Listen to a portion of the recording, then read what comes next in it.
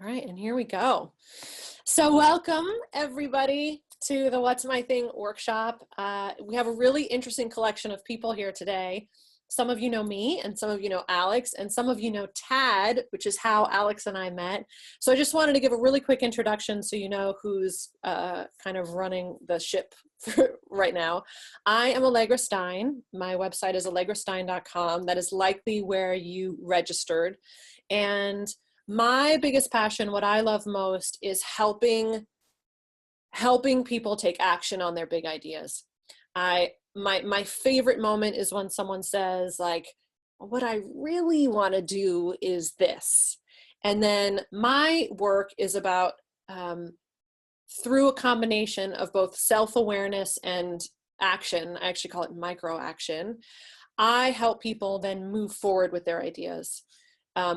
And to move forward from a place of fun and being relaxed and being centered, because a lot of times when we start taking action, we tend to get really overwhelmed. So I really love exploring the balance of that thinking piece and the action piece, and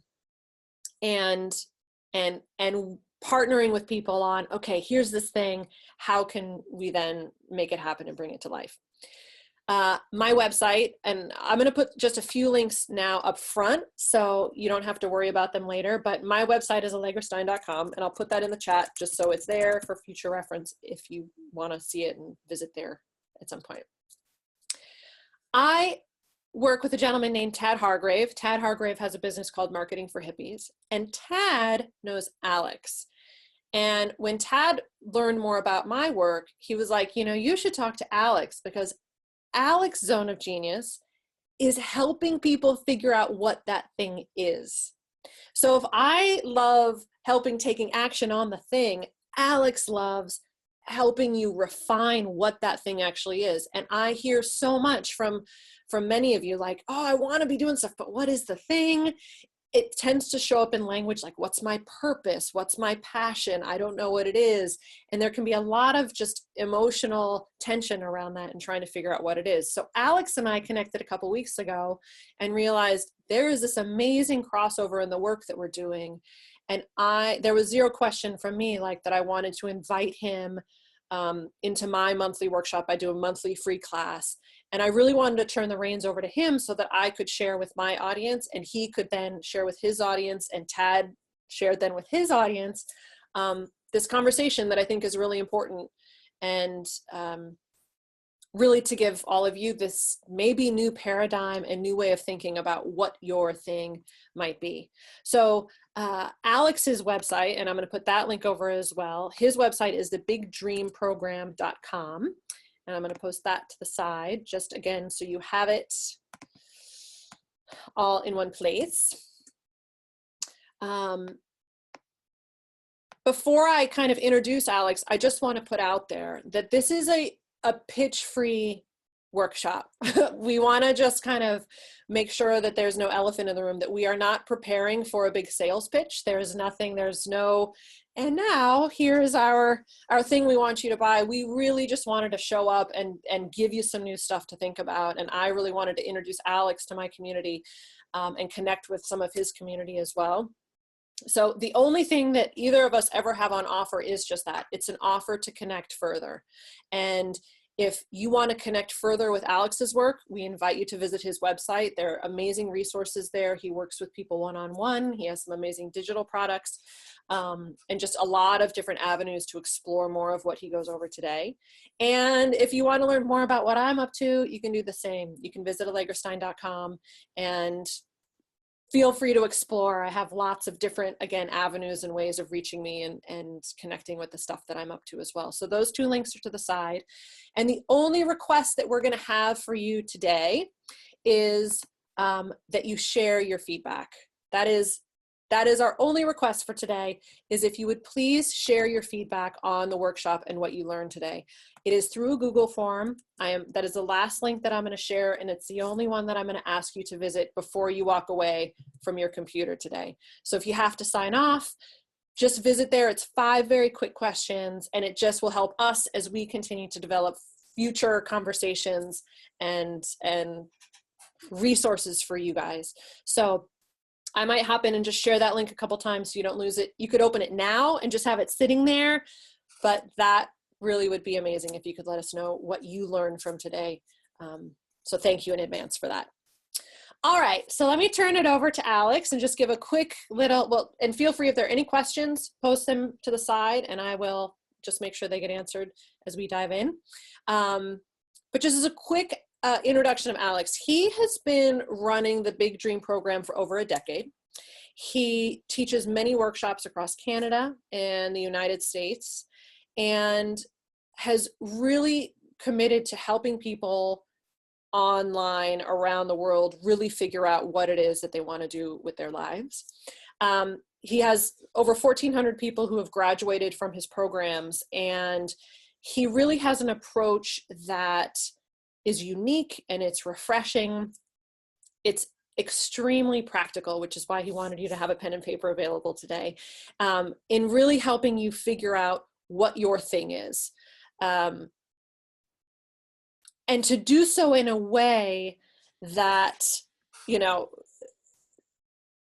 that just allows you to clarify and get clear on what that potential direction could be for you. So I'm really excited to bring him here. We're really excited to see how it lands with you. And I am going to turn it over to Alex. Feel free again to leave any questions.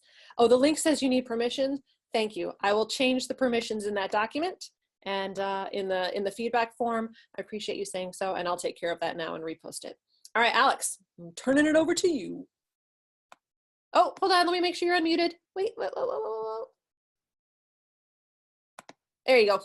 There I am. Maybe the class will go better if you can hear me. Hi everybody. I'm so glad you're here. This is wonderful. I'm quite new to Allegra, as she said, and that's a problem. I'm going to rectify that immediately. I've been following some of her work and watching her videos, as some of you have done, and you've known her for ages, some of you, and I hope to catch up with you on that. I'm so happy to be here. My name is Alex, Big Dream Program, and just a few things about me before I start. One is I love drinking tea, so we may have to take a pee break somewhere 45 minutes-ish into the thing. Second is I'm a huge introvert, believe it or not. A massive introvert, and nevertheless I like doing things like that. Yes, I love meeting people like everybody else in the world, but I also can be nervous, and the reason that I do this kind of thing is because there's kind of a big why for me. I feel that the world has a lot of issues in it, a lot of challenges, a lot of problems, a lot of beauty, and a lot of problems that are concerning a lot of us in various arenas, from environment to politics to whatever. And I have a conviction that the solutions to these problems already exist. We don't have to find them. They exist in the hearts and minds of you, me, and everybody else walking around the world. If we could only get them out, if we could unlock them. I think well, I don't think. The biggest reason I do what I do is because when I'm able to help someone find their thing, then they're out there doing it. And what we tend to notice is that the world starts changing around them, not just themselves, but their families start to change, the people around them, the people that interact with their work. And that makes me feel really good. That makes me feel really good at night, unlocking these solutions. Now, I don't have the only opinion on life direction in the world, thank goodness. Good thing the world's not depending on me only. But I have an opinion, and one that unlocked my life 15, 20 years ago. And it made such a difference within a few days, but especially within 2 months. My life was completely different. And people started noticing and asking me what it was that I did. And the Big Dream program was born, and I've been sharing what I did ever since. So my point is that I hope that my point of view might be helpful to you. It's a lens, it's a perspective on how to look at this whole crazy business of what's my thing. And generally what I find with clients and people that come to my workshops is that there are two problems. One is that they have too many ideas. They have 100 ideas and they love this and they love that and they have a passion in X and et cetera, and they haven't a friggin' clue which one to choose to move forward with. And when they try to choose, they get all bogged down, like there's something wrong with this choice. And the other problem, which may not be any of yours, the other problem I run into is they don't have any ideas, simply because they're paralyzed by life and life choices in the past and so on. And they may be dog tired from trying to live in the world as they're living right now. For both of those things, I think that this perspective might help you.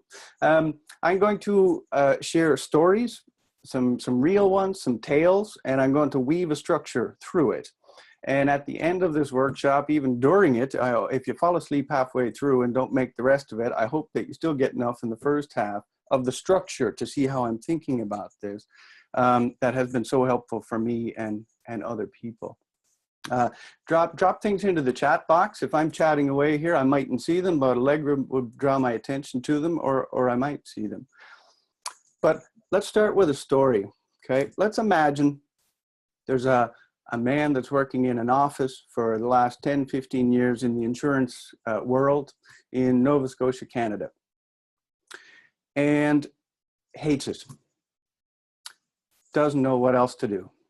And amongst everything that he's tried, things that he's thought of, there's one thing that keeps coming back to his mind. He's pushing papers and emails around all day, and he thinks, I just feel like I'd like to be out working with my hands. I'd like to be able to see the results of what I do with my hands. And his father was into carpentry, so he keeps thinking of carpentry. You know, should I be a carpenter?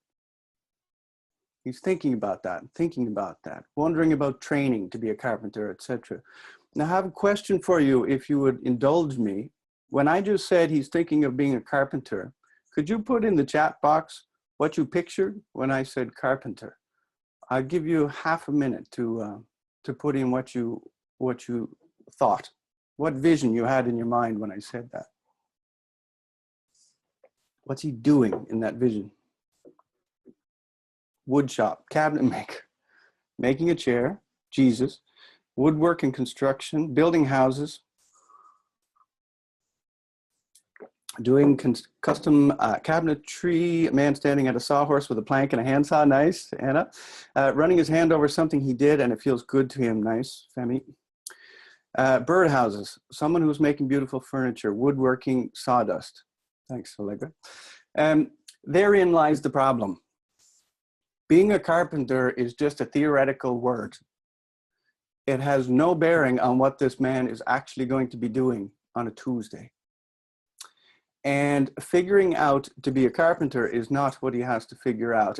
By the way, I state my opinions very strongly because I'm enthusiastic about them, and I've had over a decade of working with people every day on this. So I have strong opinions, but that doesn't make them right for you, okay? So even if I'm highly enthusiastic in my delivery, you just sit back and just consider perhaps what I'm saying and see if it's fit for you. If this person was to become a client of mine, and he would say, I'm thinking of carpentry, what I would say to him first, my first question, and it's the same question I'm going to ask you, and it's what we're going to fill out for the rest of our time together, is carpenter, okay.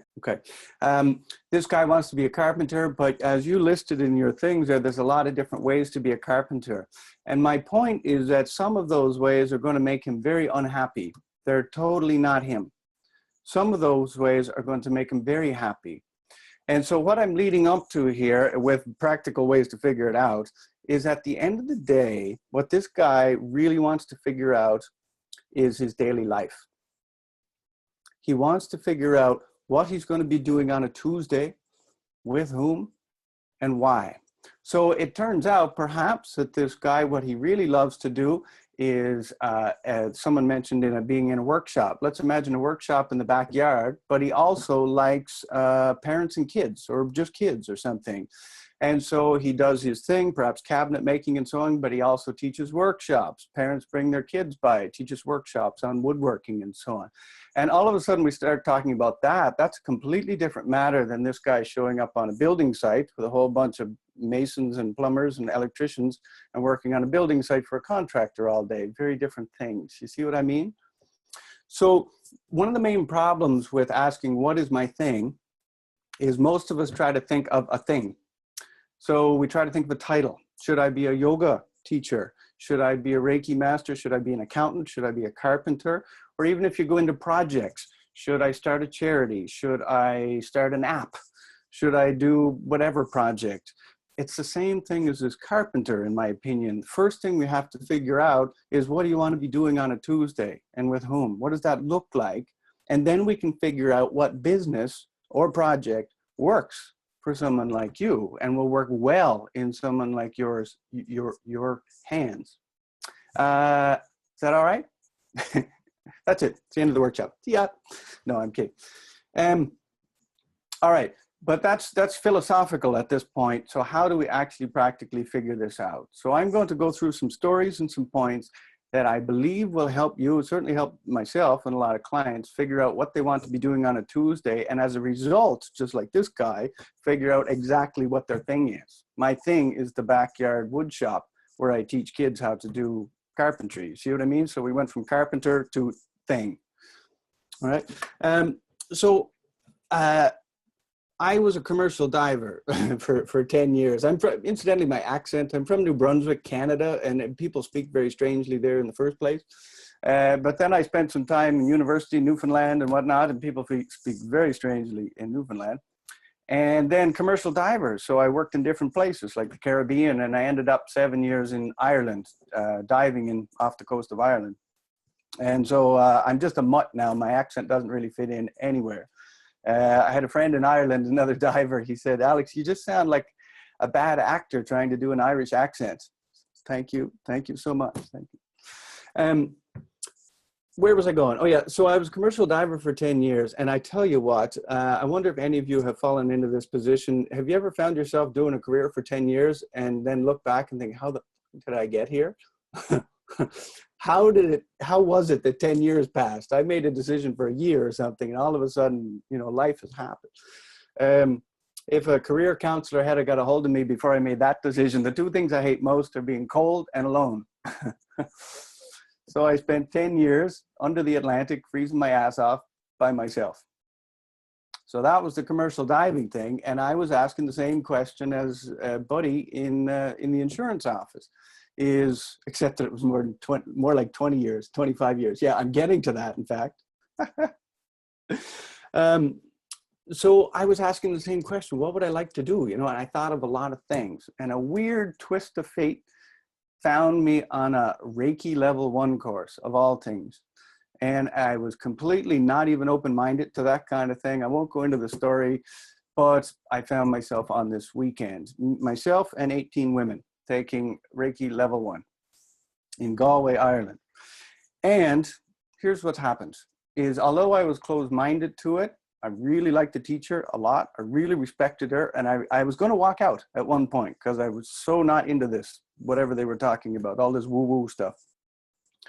And I said, I think I need to go. This isn't for me. And her presence in that moment rather changed my life. She was totally fine with me walking out. She didn't try to coerce me either way to stay. And she just said, "Is this reaction normal for you?" And I said, "Well, I guess it's not." And anyway, I stayed. And 2 weeks later, I'm sitting beside my wife in her living room. And I felt so much better than I had for years. And nothing had changed in my life. I was still diving. And my wife said, maybe it was the Reiki. And I said, well, maybe it was, She said, maybe you should go take more. And I said, maybe I should. So I signed up for a level 2. And long story short is that I fell in love with it. I really like it. I do it to this day. This is 20 years ago. And I did it professionally for 10 years and still do it. I still see Reiki clients. But here's the thing. Here's where I went wrong, and I'm telling you my story, not because I think I'm so fascinating, but because I hope you don't make the same mistake. Perhaps I can help here. When I became a Reiki master, I remember driving out the gate of a salmon fish farm where I was working as a commercial diver at the time, and I left all my diving gear behind me. I remember the day, it was clear as anything. It was a sunny day, which is rare in Ireland. And I drove out the gate, left all my diving gear behind me, and I'm starting my new life as a Reiki master. And I got myself a little office in the back of an internet cafe, you know, which is where Reiki masters hang out, of course. And I built myself a practice. I did it for a few years in Ireland, then moved back to Canada, Guelph, Ontario here to be closer to family. And I opened up a practice here. But here's the thing, it lasted 10 years in that format, and I still wasn't happy. And I felt awful about it. I didn't even tell my wife about that because we had made a big life change, including financial, from commercial diving to Reiki master. And I was walking to work with a pit in my stomach again, going, I'm doing what I love. What the hell is the problem? Is there just something wrong with me? Can I not be fixed? Can I not be content? This went on for another couple of years. I did love the work. I still do love the work, but something was seriously off and I couldn't figure it out. Then one day, one afternoon, I'm sitting there, clients are done for the day. I have a nice coffee from the coffee shop and I'm thinking, what the hell is wrong with me? What is going on here? And that's when a story went through my head, a story that came out of nowhere. Well, it took 20 years to come to me, but when it came out of nowhere. And it's called The Tale of the Two Barbers. And when I got this story, I don't know where it came from, I believe in universe or something, it just came packaged, there you go. I realized what the problem was. I started making changes that day. By the next day, my business and my life started to look very different. 3 months later-ish, kind of, sort of, I was teaching workshops on what I had learned. And then I was traveling across Canada and the US teaching workshops, thanks to Ted Hargrave teaching me how to do it. And I've been doing it ever since. And not a single day, I have challenging days like everybody else. I have happy days, I have sad days, I got a complicated life like everybody else. But not once have I ever questioned what am I doing with my life since that day, since this story. I don't know if it'll work for you, but let me tell you the story and you can decide. So Tale of the Two Barbers. The two Italian, I apologize, by the way, a couple of you have heard this story before, but sometimes it's good to hear it again. In fact, I remind myself of the story quite often. Two Italian brothers, teenagers, and there's no question about in their minds that they want to be barbers when they grow up. Their father was a barber. I'm telling a lot of stories about men here, by the way, but then a lot of stories about women. They wanted to be a barber. Their father was a barber. Their grandfather was a barber. They loved everything about barbering. They just loved the community respect of it. They liked the barber shop. They liked the community of it, the socialness of it. They just would feel a lot of pride to do this. These brothers are twins, if I didn't mention that earlier. Anyway, so they get to a certain age and it's time to apprentice to be a barber. And that's what they do. They go off and they apprentice, they learn their trade, etc. And they come back, okay, boom, we're ready to be barbers. Now, they made two very different decisions at this moment in time that completely changed their lives. Barber number one sat down and said, okay, what do I need to start a barber shop? He made a list. I need sinks, I need a premises, I need scissors, combs, etc., right? I need sinks with the Gap, and I need subscriptions to terrible magazines, etc. He did all the math on it and figured this is how much I need. He borrowed the money and boom, kabam, he opens up his barber shop. It all happened very quickly. He was ready to go. Barber number two pauses for a moment and he's watching his brother do all of this. And then he sees the barber shop that his brother's opened up and he walks in and suddenly something dawned on him that hadn't in all the years he was growing up. I don't know if I can spend my whole life in a space this small. I never thought about it. As a kid, we always just came in and out the barber shop. We were free to come in and out. And he started realizing that his father spent 5-6 days a week, 8 hours a day-ish, whatever, in that spot. And the second thing that went through his head was, by the way, I tend to really struggle not swearing sometimes. I get very enthusiastic about it. So if I drop the F-bomb here, I hope you'll forgive me. Anyway, where was I? Oh yeah, so the second thing that goes through his mind is what he would miss out on by being stuck in that small spot for 5 or 6 days a week for the next 30, 40 years. Amongst other things that occurred to him is that he would miss visiting his grandmother.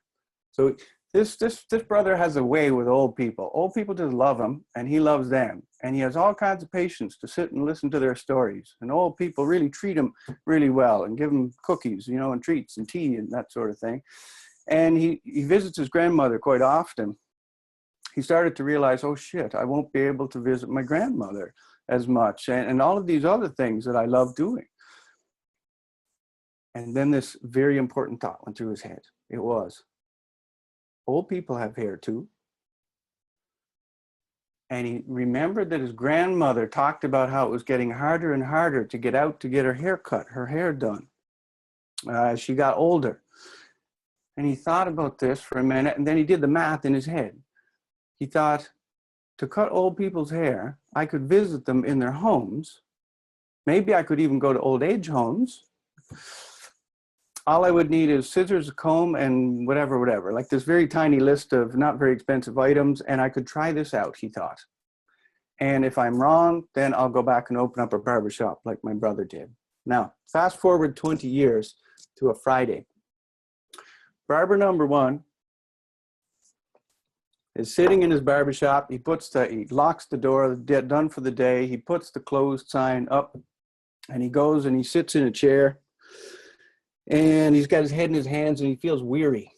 He's weary of being in that small space for all that time, but he's mostly weary about what he missed out on. His family life. He missed all the school plays. He missed the stuff that goes on during the day. He missed his kids coming home from school. His wife always wanted, her only big dream was to take a big giant trip, a big cruise for weeks, like a 6-week thing, right? Someday. Let's do that. That's all she really, really wanted as a big dream. Never happened because he could never put the close sign on his shop for that length of time. He's got his head in his hands and he's feeling weary about all of this. And he's thinking, I don't know if barbering was for me. Barber number two, fast forward 20 years, it's a Friday. Here's what's happened.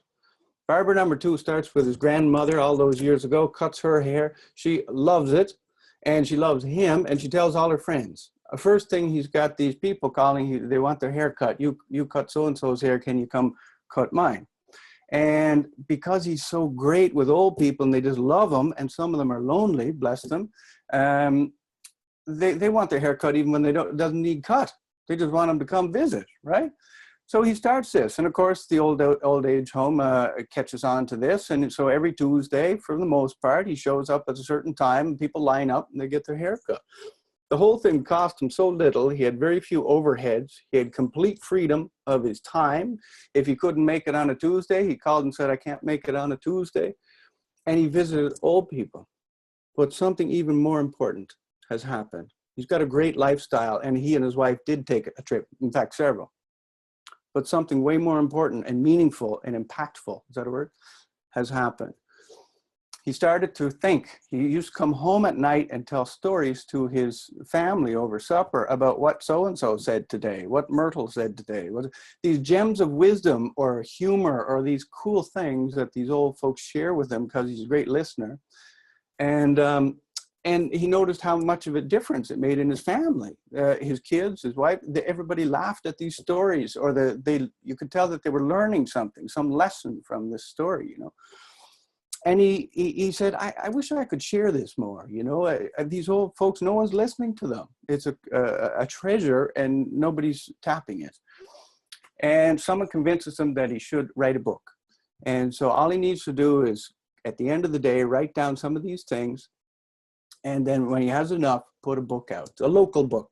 Well, he does that. The book comes out in the local area and it does really well. And everybody is so happy reading this, and all the old folks are reading it, and all the old folks make their families buy it. And then they're reading it. And first thing, so-and-so that doesn't even know so-and-so is laughing and say, can you believe what so-and-so said? And it's meaningful for everybody. The book is enjoyable, but these old folks that are clients of his feel heard for the first time, some of them, in forever years. It's very meaningful to him. He puts out a second book a year later. And then some teenager in the family convinces him, you should start a blog. And he says, a what? a blog. And well, how does it work? Well, you do this. And so set up the blog for him. Now, every day when he comes home, or whenever he wants, at least, he puts in, this is what so-and-so said today, right? And he's sharing this. First thing, people start picking up on it way outside the local area. There's a radio show, he's being interviewed and so on. And he's an introvert like me, and he finds all that kind of thing kind of nerve-wracking, but he shows up because he feels so good about these old folks and the wisdom that they're sharing. He feels he has to do it for them, if not for himself. So first thing, he's teaching workshops and doing talks and all that kind of stuff. He sits down on this Friday we're talking about, and he's like this, and he thinks, barbering was so for me. Life is awesome. Barbering wasn't the issue for either of these two. It was how they built the lifestyle and then backed barbering into it that made all the difference. Does anyone have a reaction to that story? Well, I have a sip of water here. If you could, put it in the chat box. Do you think that hearing a story like that might alter your decision about what's my thing, or at least, I beg your pardon, how you're going to approach it?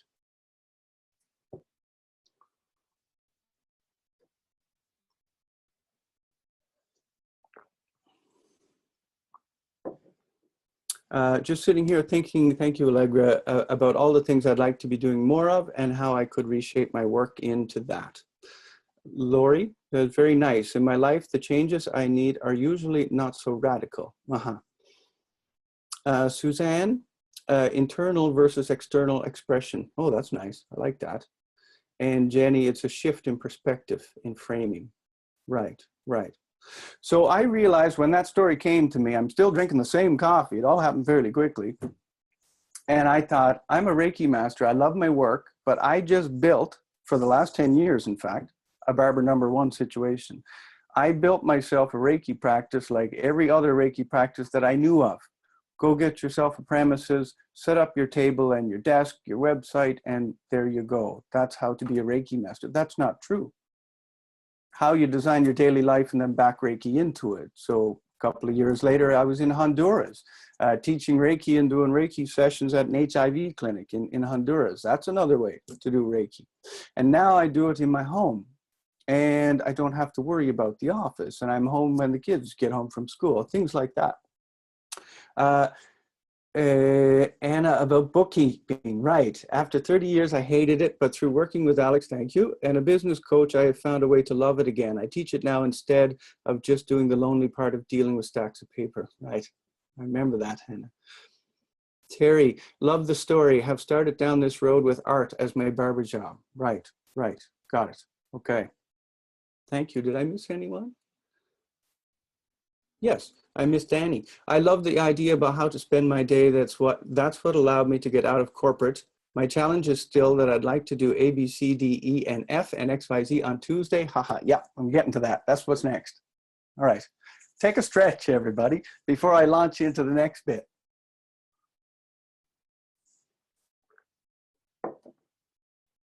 I'm just going to chime in and say you're totally awesome. Thank you. Remuting myself.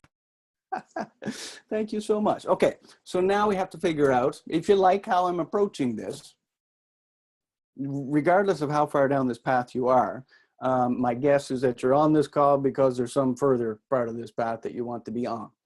So just like the person in the insurance office, or even if you have your own business, or you're like me, you got what you love, you're a Reiki master or whatever you are, whatever business, and you're starting to think lifestyle could be different here, and what could that result in? So there are 5 ingredients that I've noticed that go into figuring out what would you like to be doing on a Tuesday and a Wednesday and a Thursday and a Friday, so on, that will help you make sense of this. And I will get to that, that bit, Danny, about what do you do when you have a whole bunch of ideas and passions and so on. First, by the way, what I will say about that is, for heaven's sakes, don't choose between them until you hear me out. Okay. 5 ingredients to figure out what you want to be on Tuesday. So how this is going to work is we're going to talk about, see, Barber #2, he thought about his life first and then backed the business into it.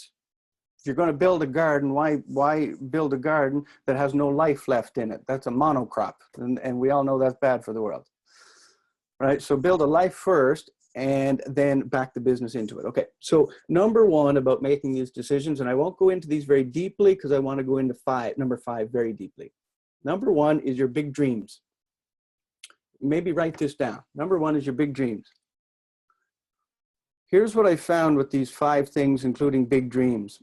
If people are considering all 5 items, even if they're not actively working on one of them, but considering them, they're in the mix, it's in the mix, then, then, where am I going with that? Oh yeah, then you feel, people tend to feel that they're on track. If you ignore one of these items, so far in my experience, which is a long time, people tend to feel not like there's something missing, right? So that's why I'm giving you all 5. Then we'll figure out what to do with the business or the work. Number one is your big dreams. What are they? Do you want to travel? Do you want to have a home someplace where you're not? Right? Do you want to live someplace different than where you are right now? You're wanting to meet a soulmate, or what are your big dreams? Can you just list 2 of them, either in the chat box if you're feeling brave, or on your piece of paper? And you will have total time to work on this and tinker with it yourself afterwards, but let's just get 2 down so we have something practical done. Travel, connect with people. Lovely. Travel, find soulmate.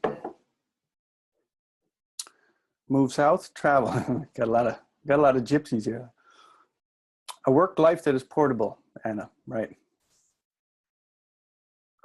My problem is that I've thought about this too much. It feels a bit dead. Okay, let's return to that. And I hope that you'll find some help in that later in our talk. If you don't, please reach out to me, okay, afterwards. Share travel, learn meaningful conversations, travel, relocate. Okay, so I'll stop there for the moment, but let me just give you an example of what this can look like and why it might be important. Number one is write them down and make some inner commitment that I'm going to work on that fairly regularly, even if it's totally simple or if it's way out of range for you right at the moment, but you're going to do something a little bit every day. In Allegra's work, the micro tasks every day on that. But here's where it can start to blend into your work. I'll give you an example. So after I got rid of the office, the Reiki office, and I'm teaching workshops, and Tad Hargrave taught me how to take them on the road. One of my big dreams that I listed, just like you're doing right now, was not just travel, but I wanted to see the Rockies of Canada. I had never seen them, and I wanted to drive through them, and I didn't want to do it by myself. I wanted to do it with my family. Now, as it turns out, when my wife and I were talking about this, my wife doesn't like big road trips. She gets kind of car sick. She's not a happy camper in big road trips. And we came up with the idea, well, what if I take the kids and do a big road trip? And here's what happened. This is exactly what I did.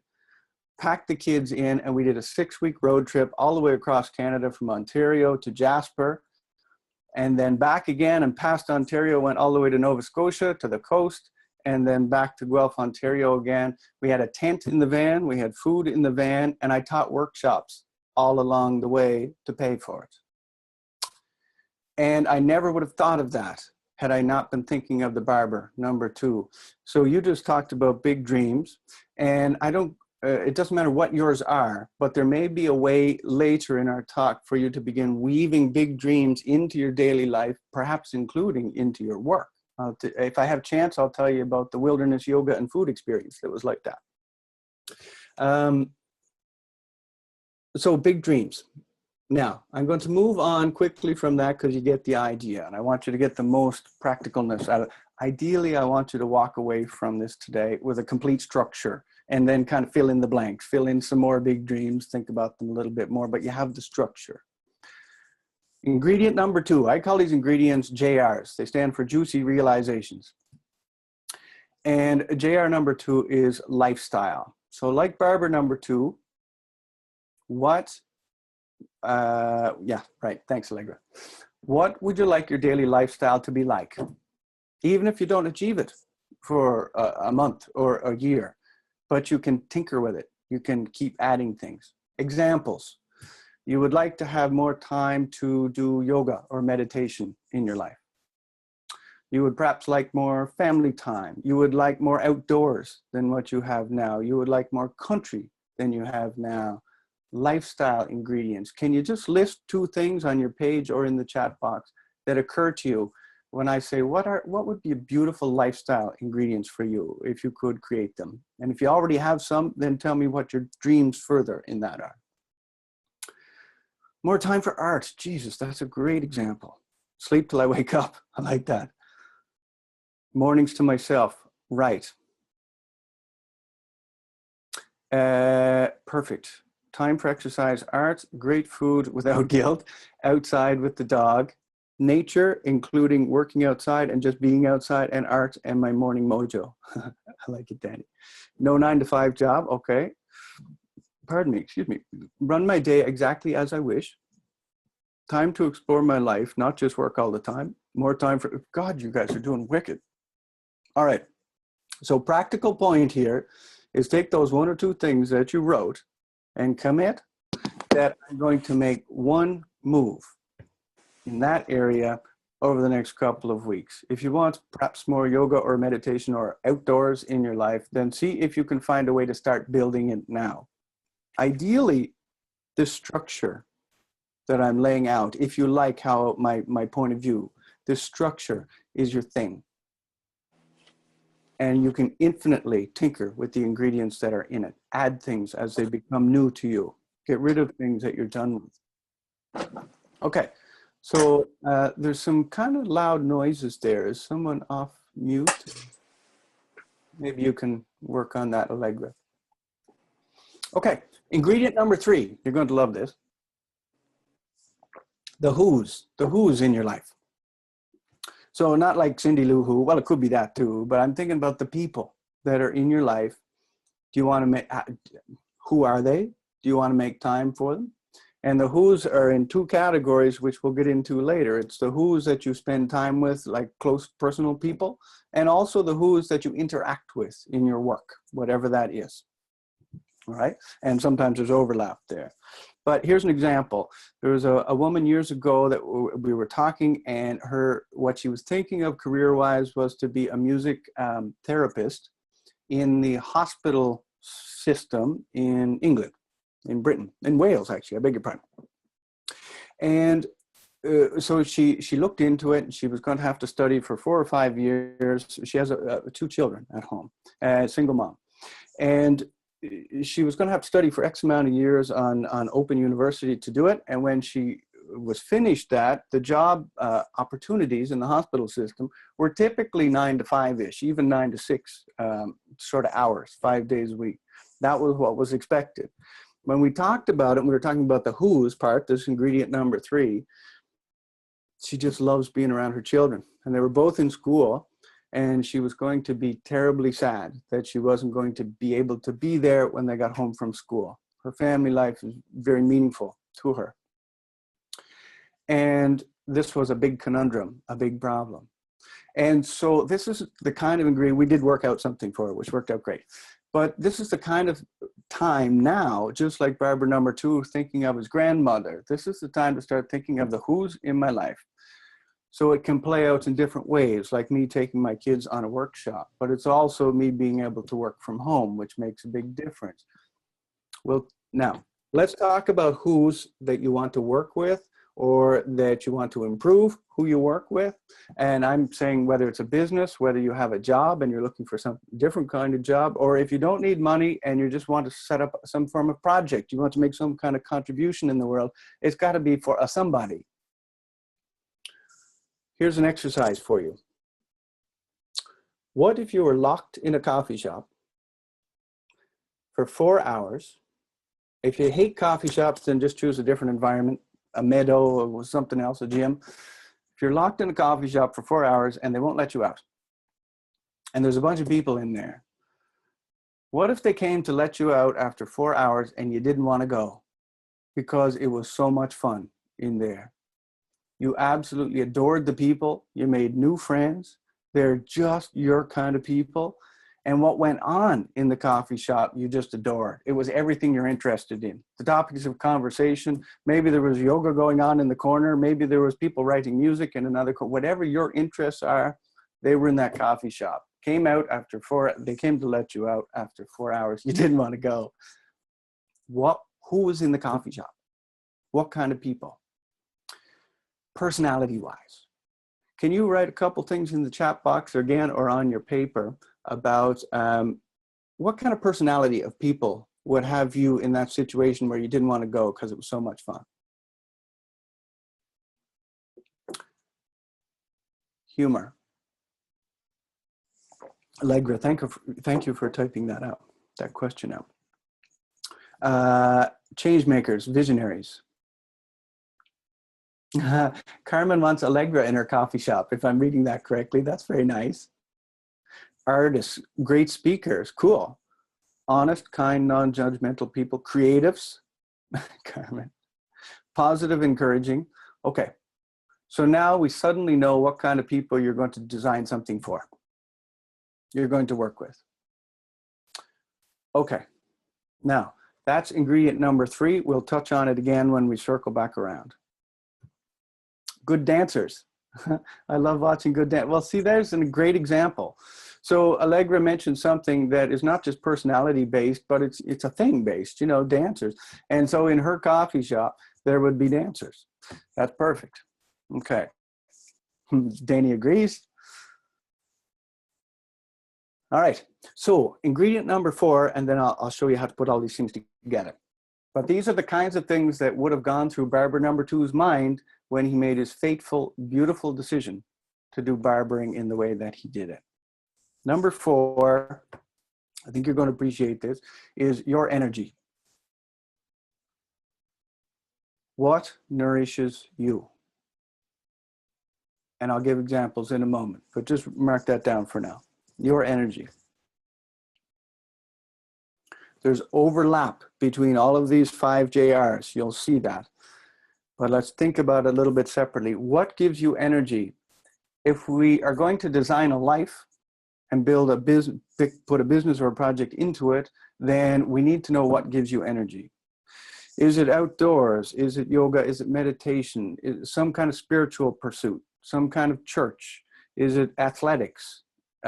What is it for you? What gives you energy? Even if you've mentioned it already in one of the previous questions, can you put a couple things in the chat box? Okay. Being with people who have a common interest and yes. Oh God, there's a lot. Being appreciated, coaching, learning. Holy God, I can't keep up. Being outside, connecting with people, creative pursuits, learning. Let's use Erica as an example before I go any further there. If Erica is going to design anything, it would be probably wise to include outside, connecting with people, creative pursuits, and learning in that package of what she does to make great Tuesdays for herself. Hope it's okay to use you there, Erica. I won't read all of them, but I'll read some. Time in nature, good conversations, feeling useful. Edward, that's wonderful. I am energized after facilitating a course or meeting. Movement, Morgan, that's a nice one. Connecting and being heard, swimming. Huh, that's great. Working hard at my music, eating, inspiring my students. Right, okay. So let me stop there, but also say if I'm going to compare it to so-and-so building a barbershop or me building a Reiki practice, did I actually tend what makes me feel alive and gives me energy? No, because I'm a gypsy sort of person. I like to be out and about. I like to have freedom of my day. I don't like to be trapped in one place all day. It doesn't suit me very well. And ergo, I'm not what I could be for my clients. Any decision I make about my energy automatically has ripple effects on other people. It's an area to be very selfish, I believe. If you want outdoors, is a good example. I've heard 2 stories now about life coaches who were working on Skype, so as much like we are here now, for instance, and working in an office. But here's the thing, they looked out the window and all they wanted to do was be outdoors. They loved their clients, but they wanted to be outdoors. And the first story I heard of this was a guy on one of my workshops, and what he did was he tried this experiment, and it was called, what did he call it? Anyway, it doesn't matter, but hiking sessions, basically. And he lived in the foothills of Colorado. And so he invited any of his regular clients, if anybody wanted to try this out, that we would meet for an hour and we would hike this trail. And we would talk about whatever we were going to talk about on Skype, but we'll do it on the trail. Clients fucking loved it. They loved it because he attracts people that are just like him, of course, like we all do. They loved it. And people were telling him that was the best. It wasn't just a hiking. That was the best session we've ever had. Like, this is awesome, right? And so, and then someone else did that just last year, made that decision. And so outdoors, swimming, things like this, let's see if we can build that into our lives and then back our work into it. I keep repeating that statement. Coach and hike, got to revive that. I need to swear more. I love it. Thank you, Laurie. Thanks for making me feel okay. Quiet, limited input and distractions. That is a perfect one. So for me, I'm an introvert. I can't do stuff like this all day. I'm a puddle on the floor. I can't see clients all day. I'm no good to them if I try to do that. And I did try to do that when I had a Reiki clinic. Try to organize life, my opinion again, try to organize life such that you get what you need to be nourished. So I work with a very small number of clients. I work with usually 10 at the very most at any given time. And in any given week, there's usually 5 or 6 client sessions that happen. And that's fine. I could probably do up to 10, but past that, no, you're not getting Alex then. I'm just no good at it, right? And so then try to organize the business or your work that you're doing to fit that, right? Okay. Now, what time are we at? 2:04. Okay. Here's what I want to go into now is how to figure out the work bit, which is, I think, why some of you are here in the first place. But I hope you'll agree with me that it wasn't a waste of time getting this far. Because if we build a great lifestyle for ourselves, even if we're 20% successful with it, we're going to be a lot happier. When we're happier, we're even going to have different ideas and better ideas. Okay, now let's talk about the work. Alex, can I just interrupt you really quick? Did you give us ingredient number 5? That's what's coming now. Cool, thank you. Ingredient number 5, I don't have a clever name for it, but it's just work and income. And I want to separate the two of them. Work is everything that we do when we're not asleep and we're not vegging. If you're learning a language, that's work. If you're taking care of children, that's work. If you're making a meal for yourself, that's work. If you're listening to me right now, that's work. If you're going out for a walk and exercising, that's work, in my definition. Income, this also applies for people that don't need income. Just hear me out. I'm just going to assume you do, but it still plays out the same. Income is the part of all of that work that you're willing to share with other people. So if you love learning languages, that's part of what you would be doing anyway. Then maybe you design Saturday mornings club in your neighborhood and you bring in teachers to teach Spanish, German, and Japanese, right? So the parts that you would be doing anyway that you would love to share with other people, let's consider that as a work direction possibility for you.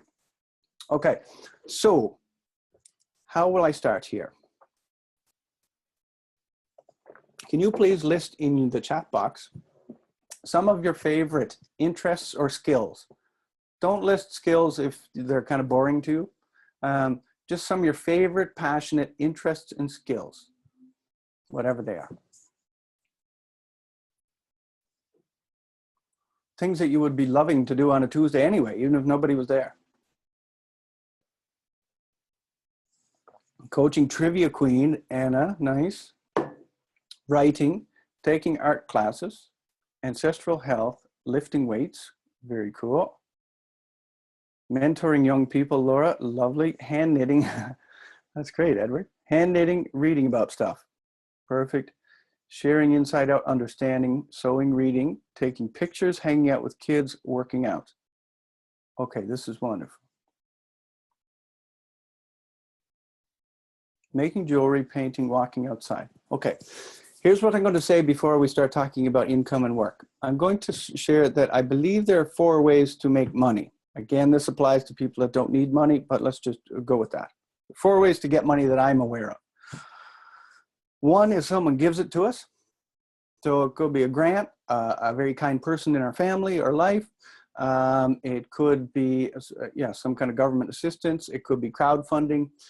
It could even be ourselves. We were smart enough to invest a whole bunch of money in the past, and we're giving money to ourselves now out of savings or out of dividends or whatever.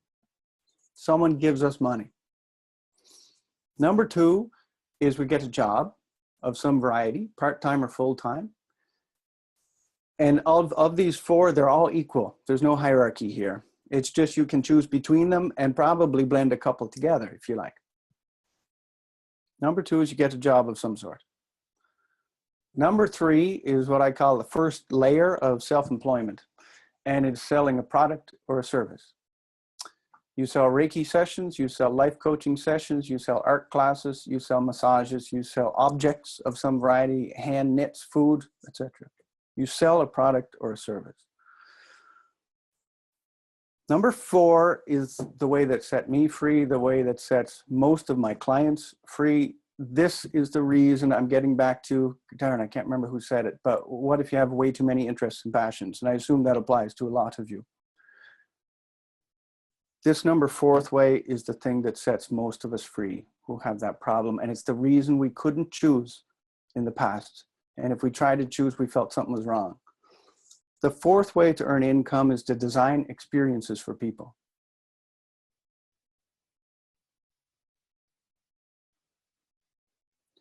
Design experiences for people.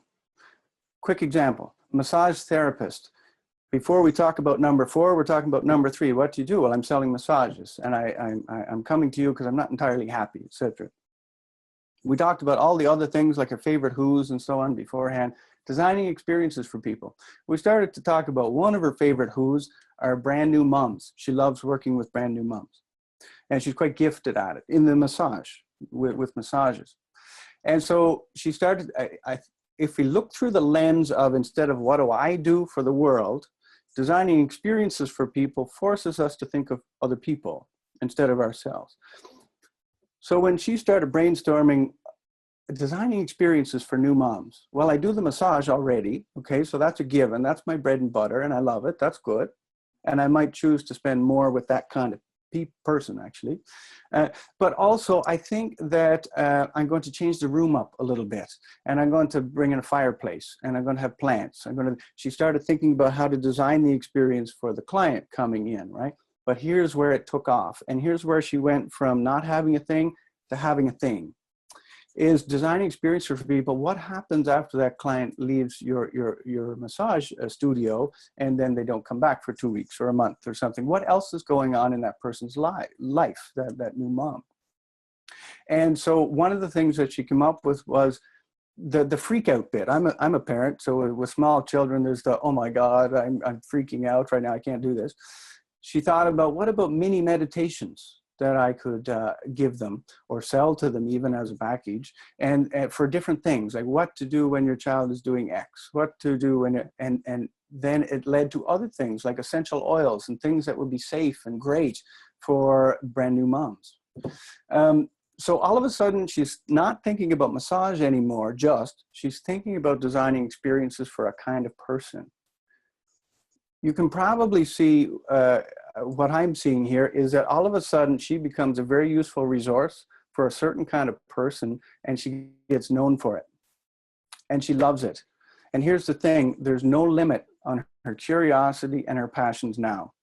In a massage, she was limited to giving a massage. That's what people are expecting and paying for. But now when she's designing experiences for people, she also likes Reiki. She does Reiki on Saturdays. Anybody can come in for a Reiki session. She loves essential oils, so she includes that. She'd love to bring in a guest speaker on whatever topic that she doesn't know anything about, but she thinks they would love. She does that. She does workshops. She does products. She does her sessions. All of a sudden, she has a thing. Any reaction to that story? Just in case I'm waffling and I'm not being useful to you, can you give me anything in the chat box?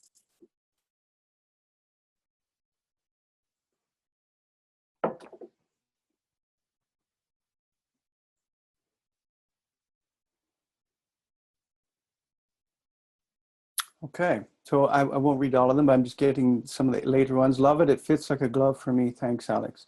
Excellent. Very important info. How are 4 and 3 connected? Oh, in terms of the 4 ways to earn money, is that it? So in my opinion, if you like the designing experiences for people and you can make a living doing it, then ignore the other 3. So at no point really do I think through the lens of I'm selling a product or a service or sessions anymore. It's not that I'm perfect at designing experiences for people, but I look through that lens. So even if I'm selling one-on-one sessions, I'm still looking through the lens of what kind of an experience can I design for a person like that, given my interests. Okay. Okay, so now we have to move on to the next thing. Have a stretch. We're covering a lot. What kind of experience can I design given in which I can use this? Right, okay. Now, we're winding down here to be able to build something practical, the pieces.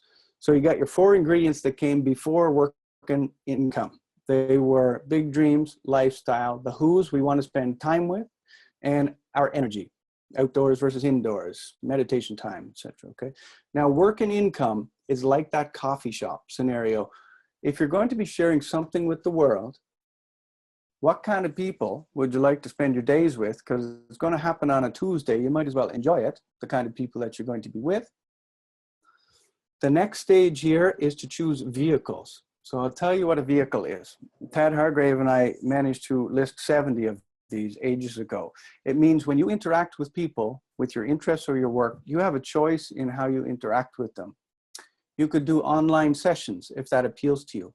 You could do face-to-face if that appeals to you. You could do workshops. You could do small groups. You could do small groups outside.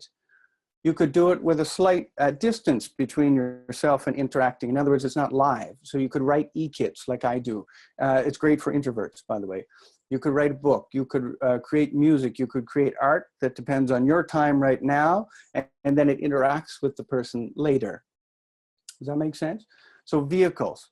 Can you please list in the chat box a few ways that you prefer? If it was a Tuesday and you woke up and you think, oh, frig, this is going to be so fun. I love this. Can you think of a few ways that you would like to interact with people? Whatever the topic or the interests are, you prefer small groups, or you prefer one-on-ones, or you prefer online, etc. Name a few. Writing with a partner, small groups and one-on-one. Camping, Allegra. In a kitchen, right. I want to talk about everything I can here, but in a kitchen, for instance. So a woman I know here does life coaching and also accounting coaching, but mostly life coaching. She's called Chocolate Covered Coaching. And she wrote a list like you are doing right now. And one thing she loves is working from home, but her treehouse. So she has this crazy ass, beautiful shed thing in her back garden that's beautiful. It's like a cabin-y kind of thing. And she thought, I like spending time there. I wonder if my clients would like to come have sessions in the treehouse. Turns out they do. So when you mention things like in a kitchen here, and I know Anna, that was one of yours as well. When you mention something like camping, so another example was a guy that loves life coaching, in particular relationship coaching, has a knack for it, and also loves canoeing. So there's some overlap here. And he started, after listing these things, he started blending them together. And he was offering weekend, or I beg your pardon, day, I think it was Saturdays, for instance, come canoeing as a couple. We do relationship coaching and canoeing all at the same time. Once you start blending interests together, you instantly create something that's unique in almost every case. So example, so a woman loves yoga, loves teaching yoga, and is thinking of being a yoga teacher. And just like me being a Reiki master, would probably be a yoga teacher like everybody else is a yoga teacher, except for filling out a list like this. She loves being outdoors. What are her other interests? Well, they're wild edibles and food in general, eating really healthy from the land. And I could give you more ingredients to that story, but in the end, when you blend those two together, when you blend yoga and wild edibles and outdoor and food, you get something like the wilderness yoga and food experience, right? So you go from yoga, which is wonderful, but not very unique, a little harder to sell also from a practical standpoint in some communities, to something that's entirely unique, beautiful, and there is no limit to how many interests she can include in that. If you have 10 interests, you don't have to include all 10 in one experience for people. It's just that you get the free reign to bring in experiences when you want. Any questions so far? Does that make sense? We have scheduled until 2:30. Yep, right, got it. Thank you. Or a treehouse. Sitting at my piano and being quite serious with people in spite of being a very funny person. I love it. Small groups in a home. So this whole conversation was about vehicles. And it was, if you're going to set up a Tuesday, if you're going to set up particularly work, what kind of ways would you like to transact and interact with people? Would you like a blog? Would you, because you love it? Would you like one-on-ones, etc.? And so go with what you like. That's good for your energy, and sell that. Does that make sense? I would just love to go deeper into these things, but I know I can't. And I want to show you how it goes together. And Allegra, could you please type this out as I read it in case we're just a little short of time? Yeah, no problem. 1, 2, 3, 4, 5, 6. These are 6 steps that I use with clients to help them figure out what is their thing and what they want to do. And in some cases, when their thing really falls together quite quickly, I've seen them be able to start their thing the next day and even start to market it within the same week. That may not be your experience, that's okay, but it's just practical enough that I've seen this work time and time again. Okay. So Allegra's going to type this out. These are the ingredients for a business project, an income project, an experiment in business.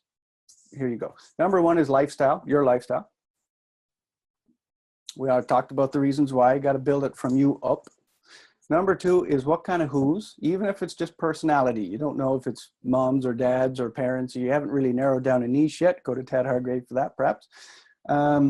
But you just at least know the personality of the kinds of people you would like to design experiences for.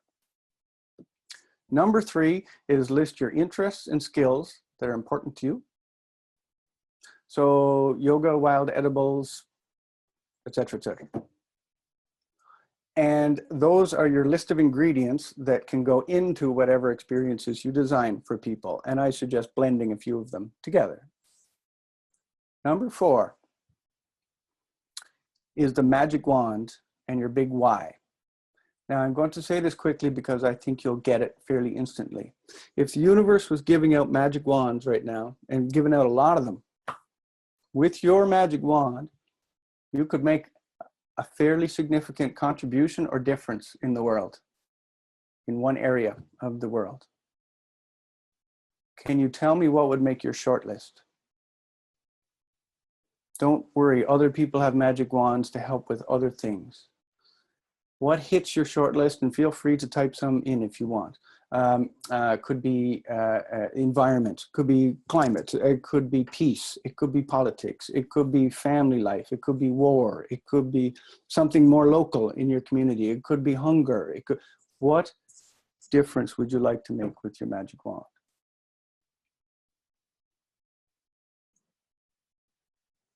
Can you type in a couple of things that would make your short list? People able to love their own resonance as singers. Oh my God, right. Yes, and extrapolating from that probably is that it helps them find themselves somehow, or how to express their authentic selves or something like that. All young people would have access to post-high school education without $1 million in debt. Perfect, Laura. Creativity shared. Perfect. An end to poverty, Anna. There are enough services and products that everyone has something to offer and trade. Help end poverty. Okay, so I would like to teach another whole hour on this, but here's what I suggest when we finish the call, is look at this magic wand thing, write down a couple of your short list items, and then be really creative and find ways that the experience you design for people helps that. So the yoga wilderness experience, she's doing yoga, she's doing wilderness, she's doing wild edibles. What does she care about the most? Peace. Peace in the world. She cares about war and she cares about peace.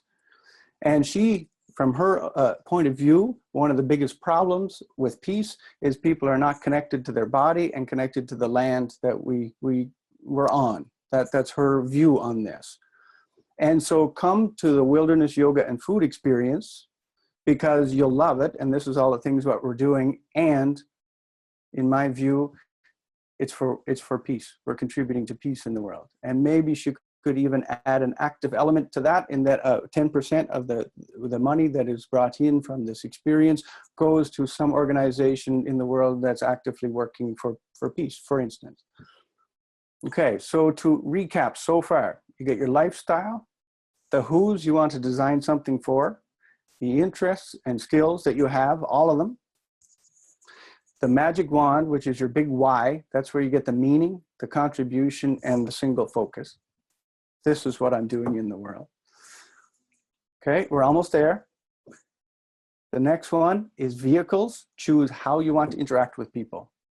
So for whatever experiences you want to design, will you do it one-on-one? Will you do it online? Will you do it while camping, Allegra? Will you do it while canoeing? Will you do it while hiking in the outdoors? Your vehicles, how do you want to interact with people? It's your choice. And the more you look after yourself in that decision, the more people are going to respond, okay? Put those all together, see what you come up with. Put a title on it for now. Call it the Edward Project, the Carmen Project, the Morgan Project, the Allegra Project. Put your name in. You can come up with a working title later, but for now, call it that.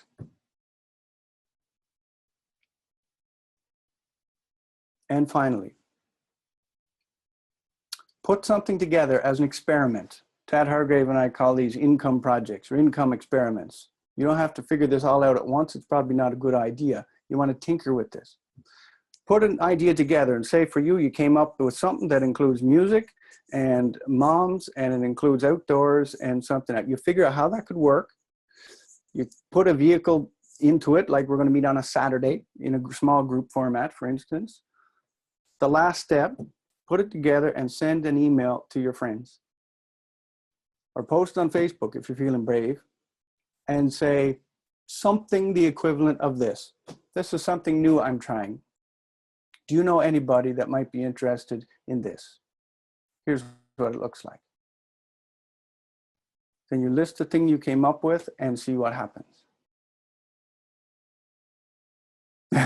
Panic in the gut at the thought of sending it out, right? The panic tends to come for all of us regardless of whether we have a great offer or not a great offer, or if we found a thing or we don't have a thing. So that's another topic, but I have panic too, Lori. And there's no getting around it. I call it stage fright. The Marinda Project, nice.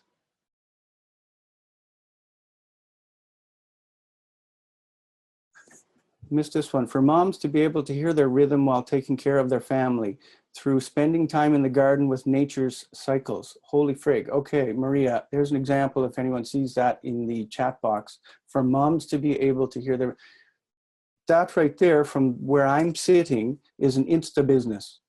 Right there, you've got everything in there. You've got the kinds of people you want to spend time with. You've got the big why, the magic wand.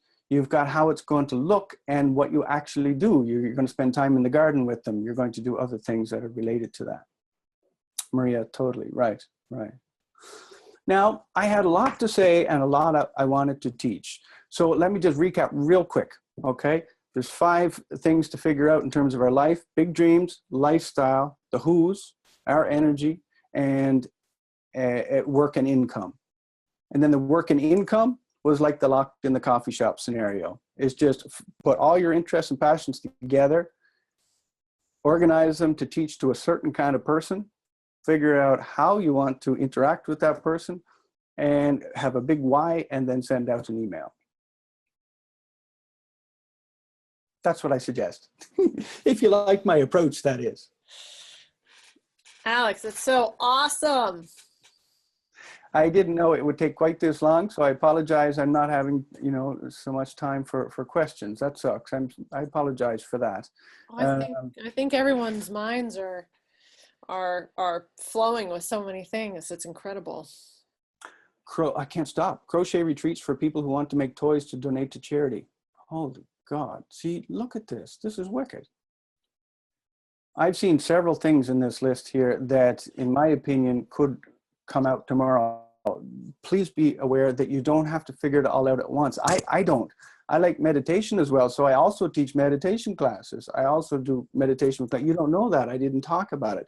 I have many interests that fall into different parts of my life. You have the same thing. So that being said, so many things I've read here is pretty much an instant. You could try that business tomorrow, that business idea, that income idea. If you don't need the money, then just call it a project. That's fine. Okay, got to stop, haven't I? Oh my. No, I think it's amazing. And I want to put out there for everyone. So I've shared it a couple of times. First of all, this has been incredible. And I want to let everyone know that I will be, there is a recording. I've been recording it. So it'll be when this is done, I'll just hopefully be able to pull that and access it and get it to you guys.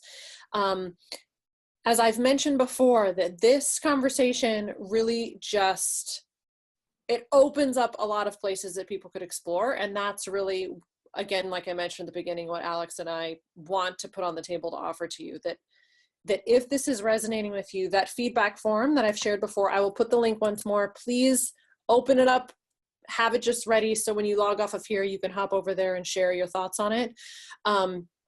There is a space where it says, if you are interested in either talking with Alex again, or if you're interested in talking with me again, you can note that and we'll reach out to you directly to set something up. Again, our way of working is through connecting in relationships. So please note that there. And again, Alex is clearly the person to connect with his work if you are really lit up by this experience and this process of getting clear on what you most love to do. And I've took voracious notes, and it's already informing my own process. And as things start to feel more concrete, if you get to that place where you're like, okay, here's this thing, and now I really want to take action on it. If it starts to feel, I call it terexitified. One of you mentioned, you're like, you feel kind of scared. That's where I really love to dive in and be like, okay, well, how can we get you then taking action on that idea? Which is why I think this is such a really great compliment. So, yeah. Thank you, Suzanne.